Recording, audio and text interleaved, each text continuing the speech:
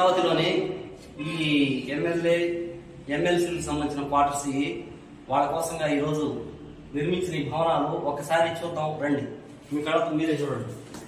ఇది ఎంట్రన్స్. ఇది ఎంట్రన్స్ తీసుకొని ఇలా లోపల రాగానే ఇది మెయిన్ హాల్. ఇది చూడండి, మెయిన్ హాల్లో వస్తువు చూడండి ఎంత బాగా చేస్తున్నారు.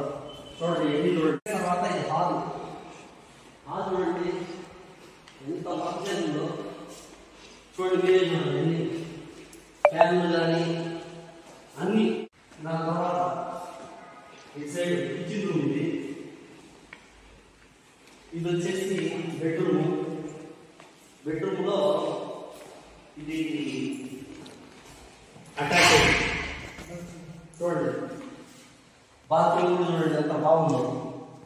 అటాచ్డ్ బాత్రూమ్ అసలు సూపర్ గా కట్టున్నారు. Attached bathroom. మరి అలాగే ఇది కూడా ఒక ఎంట్రన్స్ పెట్టింది. చూడండి ఎంట్రన్స్ ఎంత అద్భుతంగా ఉందో. చూడండి ఎంత అద్భుతంగా. ఇది మామూలు పోర్టికో. ఈ పోర్టికో వచ్చి నిలబడితే అద్భుతంగా రోడ్ వ్యూ కానీ అంతా బాగా కనిపించే విధంగా సూపర్ గా తీర్చిదిద్దారండి. ఈ బెడ్రూమ్ కూడా చూడండి ఎంత బాగుంది. సూపర్ గా ఉంది అసలు ఈ బెడ్రూమ్.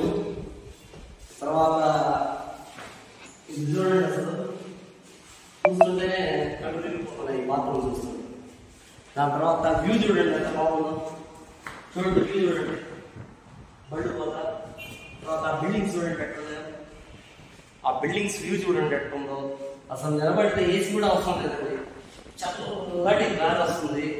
అసలు చూస్తుంటే అసలు నాకైతే ఉండిపోవాలనిపిస్తుంది. అసలు ఇలాంటి నిర్మాణాలు చేసి ఎందుకు ఇలా నిరుపయోగం పెట్టారో నాకైతే అర్థం కావట్లేదు.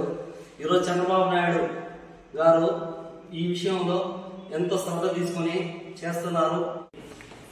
నారా చంద్రబాబు నాయుడు గారు నిజంగా విజనరీ లీడర్. ఆయన తప్పకుండా రాబోయే ఇంకొక సంవత్సరంలో ఇవన్నీ పూర్తి స్థాయిలో పూర్తయి అందరికీ అందుబాటులో వస్తుందని చెప్పి తెలియజేసుకుంటూ, అలానే ఈరోజు ప్రమాణ స్వీకారం చేసిన నారా చంద్రబాబు నాయుడు గారికి, పవన్ కళ్యాణ్ గారికి, లోకేష్ గారికి, అలానే మన కావలి శాసనసభ్యులు దగ్గుమాటి వెంకటకృష్ణారెడ్డి గారికి కృతజ్ఞతలు తెలుపుకుంటూ సెలవు తీసుకుంటున్నాం.